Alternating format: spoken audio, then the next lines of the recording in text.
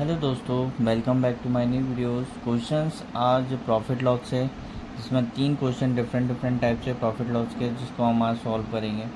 Question दिया हुआ है, एक व्यापारी किसी वस्तु को 27 रुपये में खरीदता है और उसको क्रय मूल्य के 10% के बराबर लाभ पर बेचता है। वस्तु का विक्रय मूल्य क्या होगा?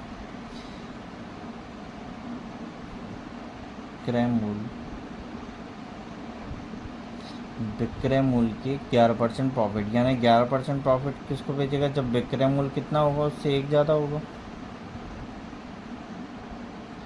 10% प्रॉफिट निकालेंगे तो ये कितना आ जाएगा? 10/100 इजिकल्स टू 1/10, यानी कि इसका प्रॉफिट कितना हो गया? 1 हो गया। किसके? जब कोई वस्तु 10 में खरीदे हो, उसमें कितने में बेच रहे हो? 11 में। तो यही मैंने लिखा हुआ है, जो किसी की वस्तु का क्रय मूल्य 10% किसके? 11 के विक्रय मूल्य के बराबर हो जाएगा, यानी कि 10, यानी क्रय मूल्य 10 11 के विक्रय मूल्य के बराबर हो जाएगा। क्रय मूल्य को हम क्या लिख सकते हैं? CP, जिसको कॉस्ट प्राइस लिखते हैं, शॉर्ट टर्म में लिख दिया, और अपॉन में नीचे क्या लिख देंगे? SP नीचे आ जाएगा, तो आपको CP कितना मिल जाएगा? 11, और आपको SP कितना मिल जाएगा? 10। क्लियर है? इसमें किसी वस्तु को 27 रुपये में खरीदता है। अब वस्तु को कितने रुपए में खरीद रहा है वो? 27 रुपये में। ठीक है, जब 27 में खरीद रहा है, इसका मल्टीप्लाई करेंगे तो हमारे पास कितना मिल जाएगा? 2 9 जा 11 7 जा 77, और 11 2 जा 9, तो हमारे पास 297/10 मिल जाएगा। क्लियर है? अब SP हमें फाइंड करना है, इक्वल टू क्या हो जाएगा जी? SP। अब इसमें हम डिवाइड देंगे तो SP हमें कितना मिल जाएगा? 29.7 रुपीज़, यानी कि ये हमारे पर ये क्या मिल गया? SP मिल गया। ठीक है स्टूडेंट्स, नेक्स्ट क्वेश्चन है,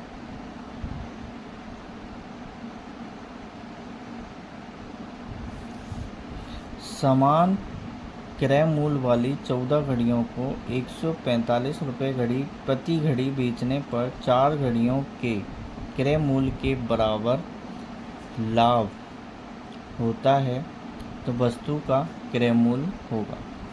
14 घड़ियों को बेच रहा है, तो 14 प्रति घड़ियों को बेच रहा है, तो इसको टोटल घड़ियों को निकाल लो। इसका अपन क्या निकालेंगे? रुपये निकालेंगे। कैसे? ये 14 क्या हो गई? आपकी वॉच हो गई, जिसको अपन घड़ी लिख सकते हैं, हिंदी में लिख लिया, इनटू कितने में बेच रहा है? 450 में। 450 रुपये प्रति घड़ी। ठीक, ये घड़ी से घड़ी ऑलरेडी कैंसिल हो जाएगा, तो हमें रुपीज़ कितना मिल जाएगा? 14×5 = 70, और 14×5 = 70, इसको अपन एज इट इज़ ऐसे लिख देते हैं, अपन को मल्टीप्लाई नहीं करते हो। यहाँ कितना मिल गया हमारे पास? 14 × 415। अब ये बोल रहा है 4 घड़ियों के क्रय मूल्य के बराबर लाभ होता है। 4 घड़ी के क्रय मूल्य के बराबर लाभ होता है। जब आपकी वॉच कितनी थी? कितनी?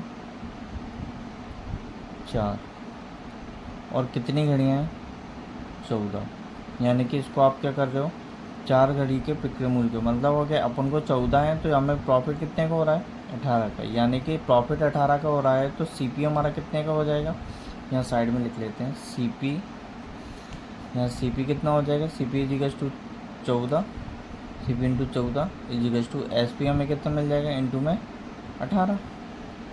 क्लियर है? तो अपन CP और SP का रेशियो निकालेंगे तो कितना मिल जाएगा हमें? 2 9 18, 2 7 14, इस टाइप की।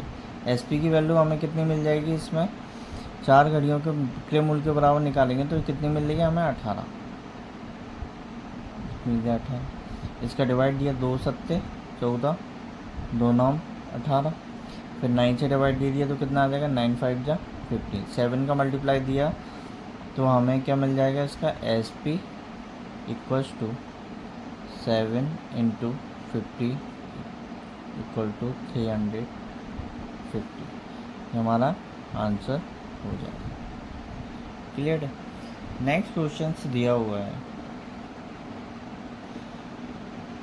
एक वस्तु को 625 रुपये में बिक्री करने पर जितना मुनाफा होता है उतना ही नुकसान होता है।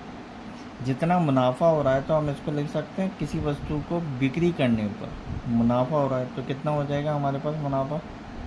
615 माइनस का x इक्वल्स टू उतना ही हमें क्या हो रहा है, नुकसान हो रहा है, कोई दिक्कत नहीं। तो हम इसको लिख सकते हैं x माइनस 435।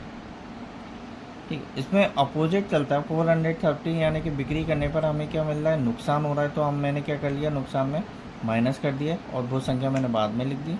जो संख्या में प्रॉफिट हो रहा है तो वो संख्या मैंने आगे लिख दिया, तो जिससे कि हमें आसानी पड़ेगी। इसको मैंने इस साइड लिया 625, इसको मैं इस साइड लेकर आया, ये कितना हो जाएगा 435 इक्वल्स टू, इस एक्स को उस साइड लेकर जाऊँगा तो एक्स कितना हो जाएगा, प्लस हो जाएगा। 625 को जब ऐड करूँगा तो 5 5 10 3 2 5 6 और 4 कितना हो जाएगा 10 इक्वल्स टू कितना मिल जाएगा 2x। x का जब हम डिवाइड देंगे तो कितना हो जाएगा 2 5 जा 10 2 3 जा 6 और x की वैल्यू में कितनी मिल जाएगी 530। ये हमारा राइट आंसर हो जाएगा। Thank you friends.